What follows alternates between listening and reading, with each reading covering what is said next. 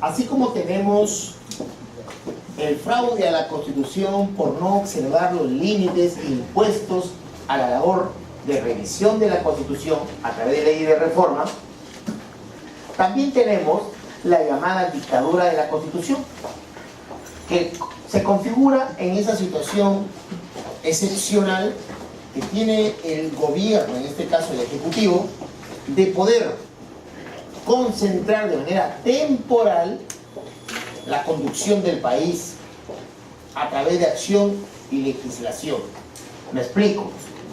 Si las situaciones estamos señalando se ven afectadas por alteración de la paz, el orden interno, catástrofe, graves circunstancias que amenazan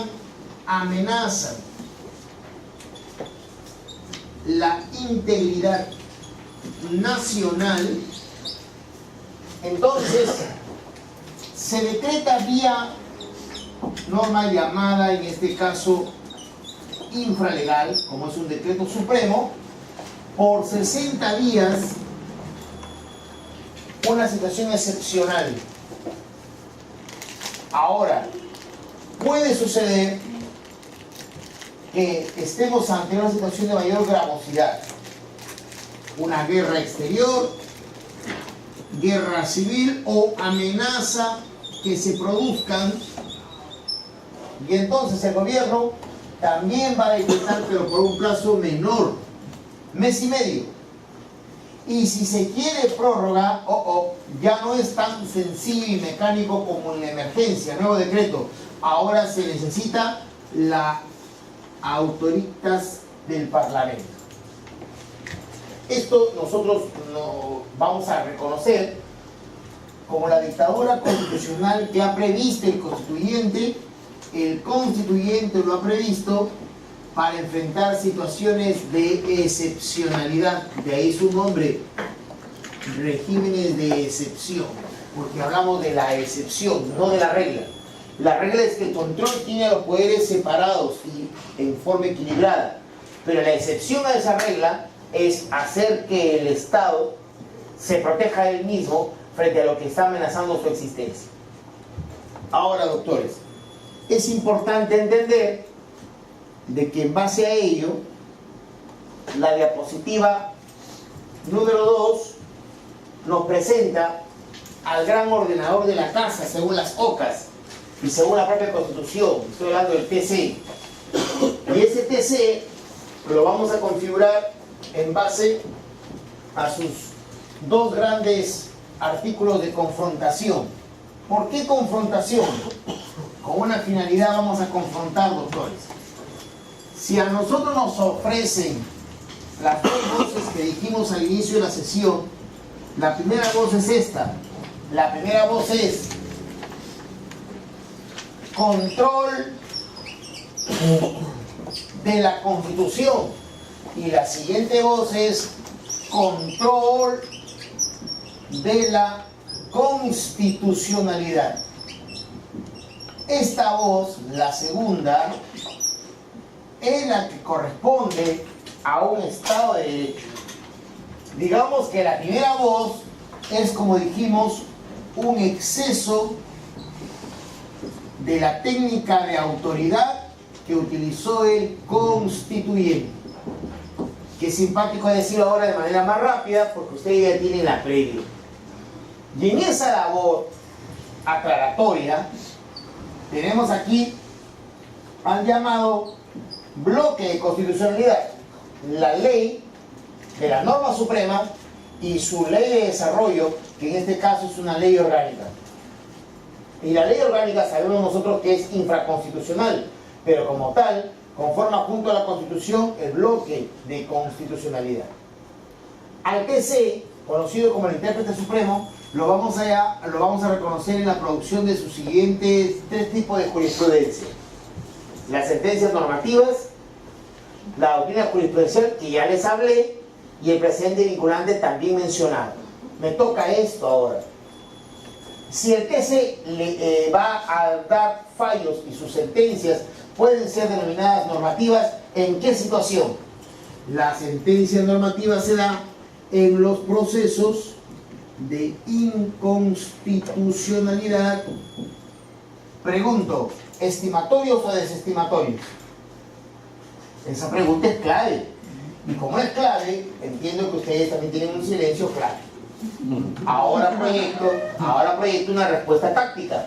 La sentencia normativa es en un proceso inconstitucional estimatorio. Y la doctora me dice, Alfredo, no parece, porque si es estimatorio se supone que se admite que la norma no va más. Un momento, doctor. El TC admite que la norma es inconstitucional, por eso declara estimatoria la demanda. Pero el TC dice, atendiendo a los principios, primer principio, conservación normativa. El principio de conservación de la norma o conservación normativa dice, yo debo respetar la presunción con la que nació esa ley nació con una presunción de ser constitucional, por lo tanto le debo ser fiel y debo ver todos los medios posibles por salvarle y no expulsarle del ordenamiento jurídico. En esa luz, ese principio es clave. Segundo principio, el principio de previsión de consecuencias. ¿Qué sucede si yo expulso esta ley? ¿Es más el perjuicio o el beneficio? Esos dos principios hacen que nuestro tribunal establezca, declarando estimatorio, establezca un proceso de manipulación en el contenido de la norma.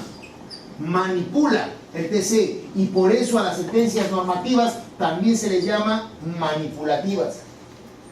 ¿Y qué cosa manipulo? Manipulo su contenido esencial. Y al manipular su contenido esencial establezco, tengo a la norma con su contenido esencial, tengo a su envoltura que es el contenido no esencial, y tengo un contenido más exterior que es un contenido adicional. El TC dice, mientras yo haga que esto se mantenga, entonces la norma pervivirá, sobrevivirá a la situación de control. ¿Y cómo hago que sobreviva? Afecto, modifico, manipulo a su contenido esencial. ¿Y cómo lo puedo manipular? Agregándole contenido. ¿Cómo lo puedo manipular? Quitándole contenido. ¿Cómo lo puedo manipular? Sustituyéndole contenido. Me explico en esa última, porque cuando digo aditiva usted entiende que aquí falta, le agrego. Si digo reductora, entiendo que usted capta que aquí hay mucho, le quito. Pero ¿cuándo sustituyo? Cuando al contenido esencial lo tengo así, una parte que se salva y una parte que, cual cirugía, reemplazo con un proceso conocido como la ablación normativa. En otras palabras, la parte que salvo le sumo a una nueva ley, a una ley vigente existente, que reemplaza la parte que corto, que amputo. Hago una cirugía normativa aquí. Y si hago una sustitución normativa o manipulativa sustitutiva, luego sentencia exhortativa y sentencia estipulativa. La cuarta, doctor, la cuarta la he encerrado como si fuese un fardo funerario y al costado le pongo la cruz, porque esa cuarta no puede seguir viviendo. Esa cuarta no hay forma de quitarle, aumentarle, reemplazarle. No, esa norma está condenada a morir. Pero lo que sí puedo hacer es exhortar al Congreso y decirle: Congreso, dame una norma que pueda reemplazar a la que voy a eliminar y a partir de ese reemplazo no afecte, no genere efectos al ordenamiento. Exhortativo. Veamos el apareamiento. Aditivas. Incorpora conceptos o términos. Agrega. Vamos a ver. Solicita al Congreso. Exhortativa. 4 asteriscos. 4 asteriscos. Reemplaza contenidos con norma preexistente. Sustitutiva. 3 asteriscos. Reduce contenidos. Obvio, reductora. Agrega contenidos. Aditiva. Por lo tanto, la estipulativa es esta. Incorpora conceptos o términos que hacen conforme a la Constitución a la norma cuestionada. Y si se dan cuenta, aquí sería 5, 4, 3, 2, 1. He invertido el orden, doctores. He invertido el orden. Por lo tanto, yo me despido en esta sesión del TC diciendo, cuando el TC da sentencias, los da en 3 puertas. La puerta A, la puerta B y la puerta C. Pregunto entre estas dos, ¿cuál de los dos es obligatoria? El precedente vinculante. ¿Cuál de los dos es criterios reiterados? La doctrina jurisprudencial. Pregunto, ¿cuál de los dos es una regla obligatoria? Dijimos, el precedente vinculante. Por lo tanto, aquí hay presupuestos para establecer precedentes vinculantes. Pregunto, ¿esos presupuestos están en la Constitución, están en la ley o están en dónde? Exacto, doctor. Estos presupuestos son jurisprudencia vinculante del TC. Aclaración, solo lo da el propio TC. A esa operación de dar sus propios presupuestos para establecer sus propios precedentes se le llama de una manera técnica self-restraint o límites de la Corte, autorregulación de la Corte. Self-restraint, cada vez que usted lee en un texto, enunciado, pregunta, párrafo, lo que fuese, se refiere a la técnica que emplea el TC para él solito decir cuáles son sus límites, cuáles son sus presupuestos para emitir un precedente vinculante. Alfredo, ¿no hay más ocas? Claro, pero dada la conexión de nuestra clase, he priorizado esta. En la siguiente sesión, cuando hable de poderes constituidos, hablaré de otras ocas. Doctores, los procedimientos constitucionales los he mencionado en el cuadro siguiente. Procedimiento ante juicio, procedimiento juicio político, procedimiento investidura del Consejo de Ministros y procedimiento de interpelación. Pregunto, todo esto es derecho constitucional porque garantiza el equilibrio de ¿qué, doctores? De poderes.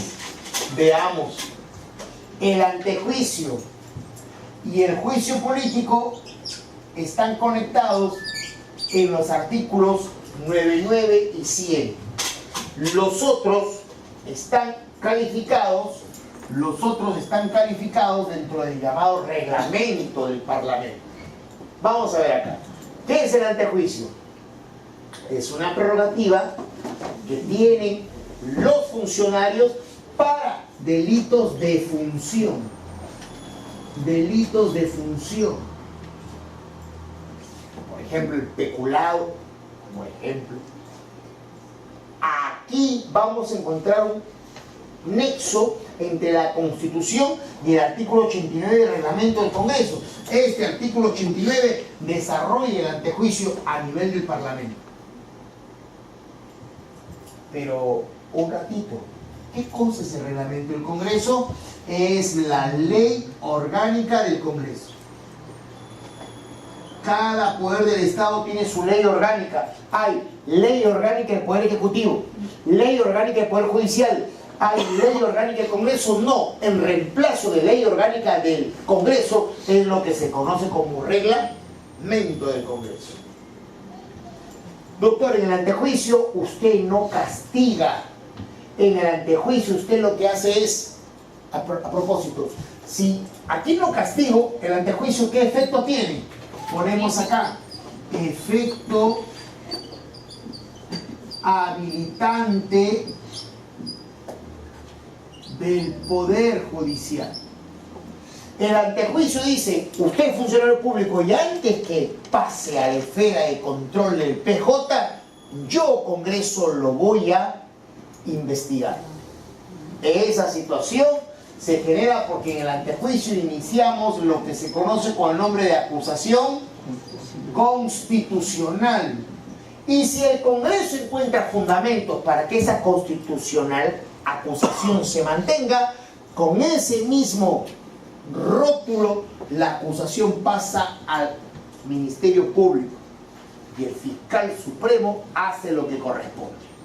Pero cuidado, en el marco de lo dicho por el Congreso, lo que ha entrado en debate doctrinario señalándose que el Congreso le está poniendo pautas al Ministerio Público, que también es un OCA. No se supone que independiente y con paridad. Bueno, se supone, pero a nivel práctico el Congreso dice, usted va a acusarlo, pero en relación al contenido de esta botella. No se vaya a otra botella ni le agregue más contenido. Quiero solamente ahí media botella de acusación. O puede estar llena, o puede estar destapada, o puede no ser transparente. En todo caso, doctor, esto es una apertura de oportunidades para posibles arbitrariedades. Vamos al juicio político. El juicio político sí sanciona. Y cuando habla de sanción, la sanción supone 3 grados. Suspendo, destituyo e inhabilito hasta por 10 años. La pregunta es, ¿aquí también operan delitos? No, señor. Aquí las cosas se ponen un poquito feas, porque lo van a acusar constitucionalmente no por delincuente, sino por infractor. ¿A qué infracción? Exacto, doctor. Infracción a la Constitución. Y el gran acusador y el gran sancionador es el propio Congreso, según lo manda el famoso reglamento del Congreso. Y aquí tiene que ver mucho el artículo 31 de la Constitución por el vínculo de los derechos políticos. Mucho más precisa es la situación de la investidura y de la interpelación, donde en la investidura lo que se quiere es tener un voto de confianza o solicitar una cuestión de confianza, siempre y cuando lo esté solicitando el Ministerio o el propio Consejo de Ministros. La interpelación, que no son más que una estación de preguntas, tiene 2 grandes metas: censurar y a partir de esa vía desaprobar. Y si hay una desaprobación por parte del Congreso frente al funcionario, lo único que quiere es la renuncia o la dimisión. Renuncia o dimisión. Solo que, un momentito, no lo puede hacer durante los 5 años de su gobierno el presidente. Lo puede hacer solo en los 4 primeros años. En el último año no, porque se activa lo previsto en el artículo 134. En el último año de gobierno, el presidente de la República no puede estar siendo pasible de una interpelación por acción de Congreso o de Parlamento. nuevamente surge la figura del control, del balancing de los pesos y contrapesos. Si no me equivoco, estamos con esto habilitados, doctores, para ahora sí, y sin detenernos, y ya no con tiempo, porque como ya conocen la práctica, ahora sí podemos avanzar pregunta por pregunta. Y hasta donde el tiempo se cierre, la próxima semana ustedes vienen ávidos de una nueva práctica, pero con una condición moral, que esta práctica esté completamente resuelta. ¿Está claro? Yo solo voy a verificar, al entrar le daré las respuestas y ustedes contrastarán. Venga con la pregunta 8, que por cierto, lo ha advertido un doctor y yo me excuso que la he repetido de manera torpe en la 10. Excúsenme por favor la torpeza. Dice la 8. El control y balance entre los órganos del Estado no enerva el llamado, el que garantiza la independencia y autonomía de dichos órganos. Cuando hablo de independencia y hablo de autonomía, estoy hablando de un principio llamado división de poderes. ¿Qué clave sería? D. La 8 y D de dado. Venga la 9. El proceso de acción popular, cuando iniciamos la sesión dije que corresponde según el esquema de Capelletti, Mauro Capelletti, a una jurisdicción que no es de la libertad. Entonces, si no es de la libertad, ¿qué es? Orgánica. 9B. B de barco. 10 repetido. 11. Y aquí me detengo, porque estas 10 primeras las evaluamos en el bloque anterior. Esta 11 hay que evaluarla juntos. Dice: el intérprete supremo de nuestra Constitución precisa que se configura el fraude constitucional cuando me callo y me dice la respuesta, doctor.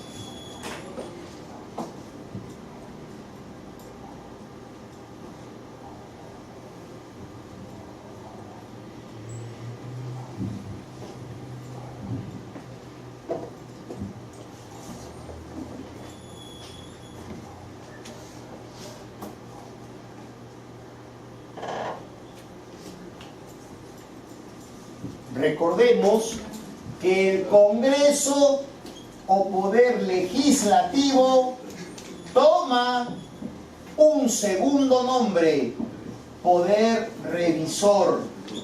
Y cuando se llama revisor es cuando estamos hablando de reforma constitucional. Por lo tanto, la pregunta 11 se relaciona a la alternativa letra A. Ver. La A dice: las funciones del Poder Legislativo, que lo tiene, se convierten en poder constituyente. B. Se interpreta taxativamente el artículo 206. C. Los actos del Poder Constituyente se convierten en poder revisor. Y D. Se delimitan los límites formales de la revisión. Doctor, hay fraude cuando el legislativo, ojo, se cree constituyente. Y un doctor muy informado con la doctrina me dice: Alfredo, pero yo he leído que al poder legislativo le llaman constituyente derivado para discriminar de aquel poder que dio origen a la Constitución, y es el poder constituyente originario. Alfredo, si hay un original y hay un derivado, entonces el poder legislativo sí es constituyente, y no es que se convierta, porque lo es. Un momento, doctor, ¿cómo discrimina usted este constituyente derivado de este constituyente originario si no lo dice el texto? Por lo tanto, la única clave posible en la 11 es la letra A. Las funciones del Poder Legislativo pasan a ser de constituyente, y eso no es legítimo, eso es inconstitucional. Vámonos a la 11 con la A. 12. El conjunto de disposiciones que deben tomarse en cuenta al momento de apreciar los supuestos vicios de inconstitucionalidad de que adolece una ley sometida a control son, eso es un fundamento jurídico, el 6 de la inconstitucionalidad que menciono como expediente 0019-2006. Pregunto, A, B, C o D.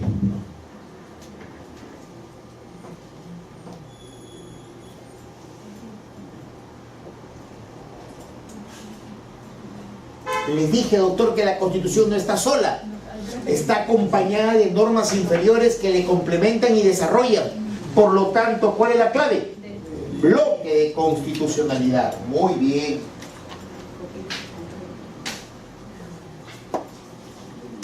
Trece. El principio D se concretiza en el plano formal mediante el deber estatal de abstenerse de producir normas de diferencias arbitrarias o caprichosas. Y en el plano material apareja la responsabilidad del cuerpo político de proveer las óptimas condiciones para que se configure una simetría de oportunidades para todos los seres humanos. Doctor, tanto formal, material, estamos hablando de dignidad, igualdad, constitucionalidad o libertad. Igualdad, muy bien. Que dijimos, tiene presencia en el Estado de Derecho, es una de las patas de la mesa llamada Estado de Derecho. Entiéndase como patas, punto de equilibrio, no de otra forma, por favor. La 13, B de barco. Vamos con la 14.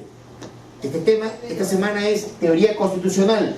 Si voy a hablar de teoría constitucional, debo reconocer, cuando la Constitución solo puede ser modificada mediante un procedimiento especial de reforma y tiene estructura cuasi piedra, cuasi pétrea, se llama rígida. Muy bien, Constitución rígida.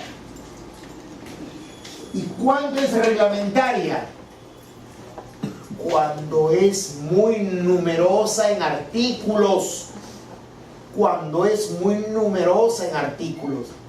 La del 78 o 79 era de 307 artículos. La vigente, 206, un centenar menos, pero igualmente ambas son reglamentarias. Pero a mí me están pidiendo que observe la capacidad de reforma. Eso la hace rígida. Vamos con 14C. 15 doctores y en la 15 guardo absoluto silencio.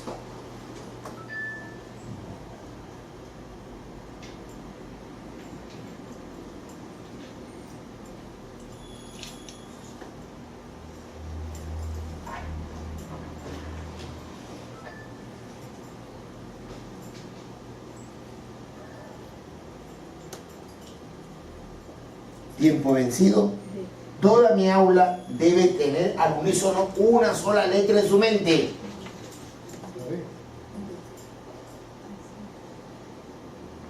La clave es la letra C. C. Cuando dice, doctor, la C, un sistema de control normativo y un proceso especial de reforma. En otras palabras, yo toco a la ley en la medida que pase esos dos filtros. Si no, no la toco a la ley suprema. La 15C. La B, doctor, es muy sugestiva, sugerente. Es una hamburguesa aromáticamente agradable, pero con vidrio molido adentro. ¿Por qué? Porque lo de fuerza normativa, les enseñé, la fuerza normativa es un principio de interpretación. No es otra cosa. No olviden, 15C. 16, y van apareciendo las llamadas preguntas monstruosas, aquellas que tienen un texto que aterroriza, pero no, doctores, esas aparentemente monstruosas a veces son las más sencillas, solo que hay que interpretar primero con esta técnica. En la 16, vámonos primero a las alternativas, y en todas, sorpresa grata para el grupo, se mencionan principios de interpretación que les he enseñado al detalle con las palabras clave: validez, dignidad humana, juez, poderes públicos y norma jurígena. Por lo tanto, con esas ideas en la cabeza, veamos el texto feo. en virtud del cual toda aparente tensión entre las propias disposiciones constitucionales debe ser resuelta optimizando su interpretación, es decir, sin sacrificar ninguno de los valores, derechos o principios concernidos, y teniendo presente que en última instancia todo precepto constitucional, incluso aquellos pertenecientes a la denominada Constitución Orgánica, se encuentran reconducidos a la protección de los derechos fundamentales como manifestaciones del principio de derecho y dignidad humana, cuya defensa y respeto es el fin supremo de la sociedad y del Estado. Pregunto, ¿apareció dignidad humana? Por lo tanto, la única posible respuesta es la letra C, donde está la concordancia práctica que dice, márcame, yo te ayudaré. ¿Ya, doctor? 16C. Vámonos a la 17. Esa pregunta es de esas en las que si no sabe, no tiene el dato, no va a avanzar mucho. Entonces vamos a verlo de manera directa. Los procesos constitucionales tienen la intención retroactiva, reponer al momento anterior a la amenaza o vulneración. Por lo tanto, como dice bien la doctora, restituyen, no indemnizan. Por eso es que no hay en nuestro ámbito el habeas data indemnizatorio. Sin embargo, mire la aclaración, empero, en el caso bajo la figura de la, subrayen eso, resáltenlo, modulación de los efectos, así le llama la doctrina constitucional cuando a una sentencia ya dada por el TC se le analiza en sus efectos modulados, modulación de los efectos. Otorga a través de esa modulación indemnización el TC. El único caso registrado a la fecha es el caso agrícola Cerro Prieto. Y ese caso configura uno de los presupuestos para amparo contra amparo. Colocan al costado de Cerro Prieto un presupuesto para amparo contra amparo. En su momento, porque este módulo no solo es marzo, abril, mayo. En su momento vamos a analizar procesos constitucionales. El ítem que está en propaganda es derecho constitucional, pero en su momento va a venir proceso constitucional y ahí lo vamos a detallar esto. Pero le voy adelantando para que no quede Cerro Prieto sin el valor que corresponde. 17C. 18. Hemos trabajado antes del descanso el tema de las sentencias de inconstitucionalidad donde el TC ha declarado estimación o ha declarado fundada. Y le pregunto, en la hermenéutica del Supremo Intérprete, la sentencia manipulativa en la que se aplica la figura de vacatio sentencié es aquí en la que dice el TC, Congreso, dame una norma y hasta que me la des, hago que esta norma cuestionada se mantenga en vigencia para evitar efectos más dañosos de los que está originando. A ese proceso de espera de una nueva ley se llama vacatio sentencié y se da en las exhortativas, solo en las exhortativas. Si teníamos por nuestros conocimientos previos idea de la vacatio legis, pues ahora sumemos la vacatio sentencié, o sea, la sentencia en suspenso, para que el Congreso dé una norma. Al día siguiente, publicada la nueva norma, la sentencia cierra el sistema de vacatio sentencié y opera sus efectos anulando o expulsando la norma cuestionada.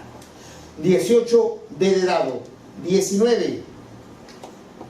Los jueces que decidan apartarse de la doctrina jurisprudencial, que ya dijimos son reiteraciones en los criterios, deberán realizar una intensa argumentación del cambio de criterio en un caso en concreto para revertir la de dicha doctrina que asegura el principio de unidad y coordinación jurisprudencial en materia constitucional, del cual el supremo intérprete es el TC.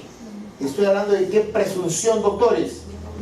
Constitucionalidad. Muy bien. Presunción de constitucionalidad por la cual el TC hará lo imposible por no expulsar a esa norma. 19b de Barco. 20. En opinión de la doctrina, el caso Francisca Vázquez permite a nuestro colegiado constitucional, basado en el artículo 5, agregue, basado en el artículo 5 del Código Procesal Constitucional, señalar la improcedencia. Y la doctrina dice que esa labor establecida con el presidente Vázquez Romero es equivalente a lo que Estados Unidos en la Suprema Corte aplica con el nombre de certiorari. En la Suprema Corte se da una suerte de preference freedoms, como dice la doctora. Es el Supremo Tribunal el que dice, si para mí es una libertad preferida o preference freedom, yo la voy a tutelar, si no, la dejo y la declaro improcedente. Eso, aquí en el Perú, el TC lo ha aplicado bajo la técnica del presidente Vázquez Romero para configurar la improcedencia de los procesos constitucionales según el artículo 5 del Código Procesal. 20b de Barco. 21. De acuerdo a la jurisprudencia del Tribunal Constitucional sobre el proceso de habeas corpus, no es correcto afirmar. Guardo silencio. ¿Cuál es la clave, doctores?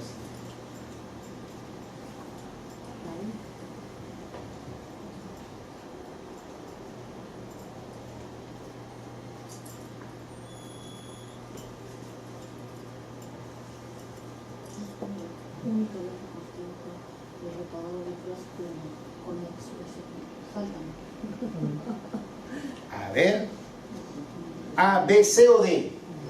Todo mi auditorio me dice, Alfredo, no puede haber otra que la letra B de Barco, porque dice, nuestro ordenamiento únicamente contempla el habeas corpus reparador y el conexo, y eso es una aberración. ¿Por qué? Tomen nota, doctores, tomen nota. El Tribunal Constitucional, a través de la sentencia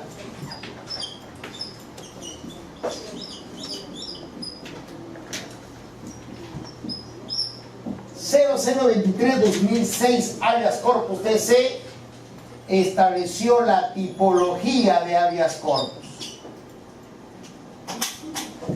Y sepamos entender, doctores, que en esa tipología se dijo, en el caso Eliovina Mabel Aponte Chuquihuanca, Eliovina Mabel Aponte Chuquihuanca, se dijo habeas corpus reparador, habeas corpus restringido, habeas corpus, atención, preventivo. Yo me voy a detener aquí para evocar al doctor y amigo de esta casa, profesor de la Católica, Cristian Donaire Montesino. Él en su libro El habeas corpus en el Perú nos dice que estos tres habeas corpus configurados en la tipología de Eliovina Mabel pueden ser graduados por intensidad, toda vez que en el reparador hay una detención arbitraria frente a la cual se va a pronunciar el juez, hay una afectación a la libertad de tránsito sin haberse detenido a nadie, hay molestias a la locomoción o hay una amenaza cierta e inminente. Sepan ustedes, doctores, de que si me detienen arbitrariamente, o si me molestan el tránsito, o si me amenazan, hay una gradualidad de más a menos. Es la opinión del doctor Cristian Donaire, que se la comparto. Ahora, a estos habeas corpus también corresponde el habeas corpus traslativo. Ojo, donde lo que se va a afectar es un derecho fundamental, el derecho fundamental al plazo razonable. Tengo también acá el habeas corpus correctivo.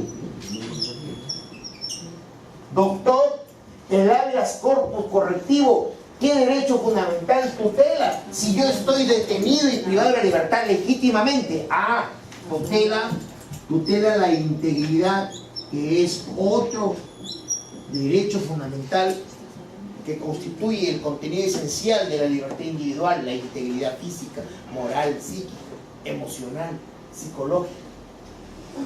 Y tengo también al famoso habeas corpus innovativo. El único habeas corpus, el único, no hay otro, el único habeas corpus que hace esto. Mientras que todos reponen o restituyen o miran hacia atrás, este mira hacia el futuro. Es el único que mira hacia el futuro. Doctor, finalmente tengo el habeas corpus instructivo.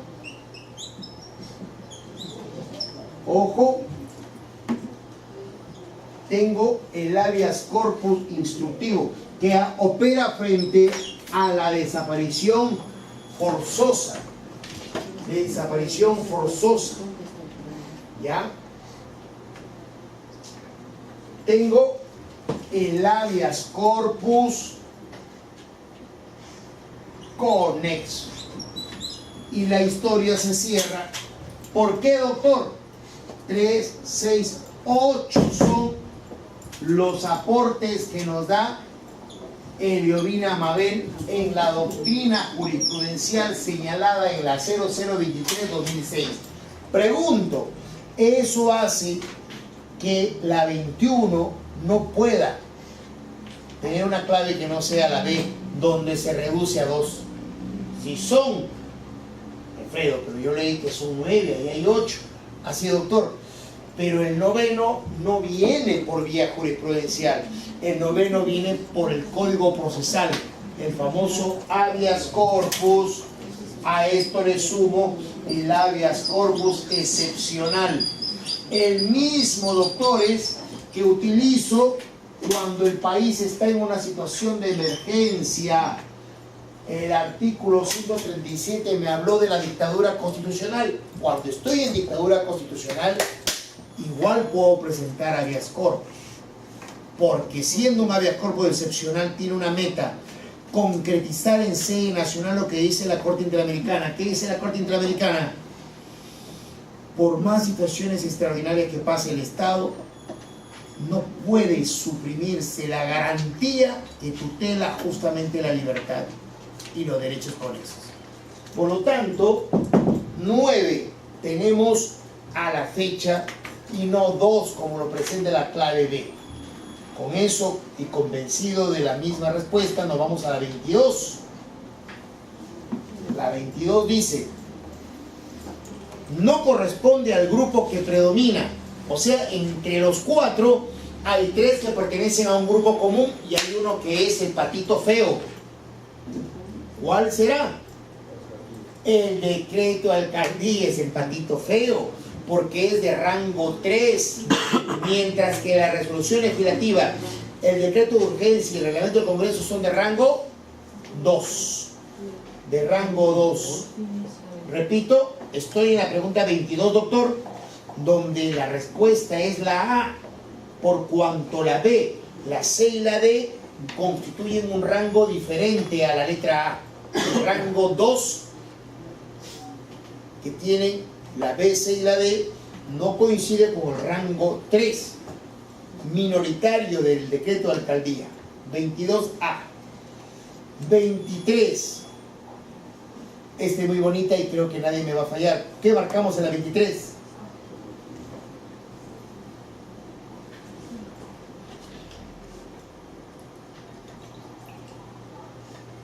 La única clave posible es la C. Muy bien, la C. 23C tiene por finalidad la primacía de la Constitución y los derechos eficaces fundamentales. 24. A la institución que se desarrolle en el artículo 7 del título preliminar, la jurisprudencia ha llamado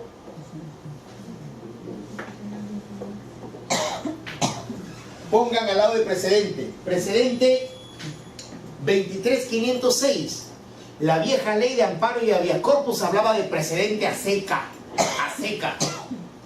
23506, que me dice la autora, eso ya se derogó, pero es historia, doctora, téngalo en cuenta. La B, precedente constitucional vinculante, eso dice la jurisprudencia. ¿En dónde? En el caso, pongan al costado, caso Municipalidad de Lurín.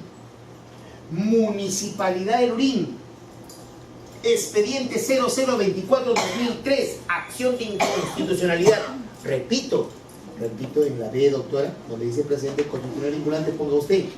Mencionado en el caso Municipalidad de Lurín. Expediente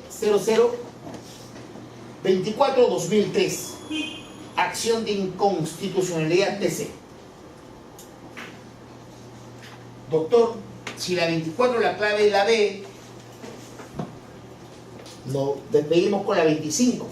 Siento ya las 9, es la pregunta de cierre. De la 26 a la 50, en sus manos, no me defrauden la otra semana. La otra semana respondemos esas 25 restantes, pero déjeme resolver la 25. En el caso de Gilberto Moisés Padilla Mango, un amparo, se afirma por parte del Supremo Intérprete en el fundamento jurídico 20 lo siguiente. El texto no es chiquito, le damos con gusto. Ciertamente la protección que brinda la seguridad social en salud tiene como fundamento el respeto a la dignidad humana, que constituye una de las características básicas sobre las cuales se estructura nuestro Estado social y democrático de derecho. De esta manera, la protección constitucional de las personas es pilar fundamental en la estructura jurídica del país. Y por ello, las prestaciones que brinda la seguridad social en salud tienen por finalidad la protección del derecho a la vida y al bienestar reconocidos en el inciso 1 del artículo 2 de la Constitución. Vean la conclusión.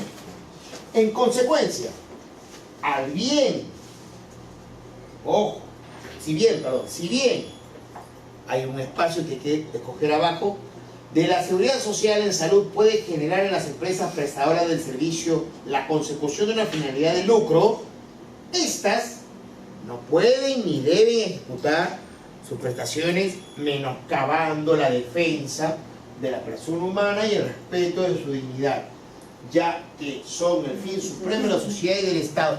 Esto inspiró, por ejemplo, para entender por qué esa clínica oncológica, porque no pagó la paciente, no sale.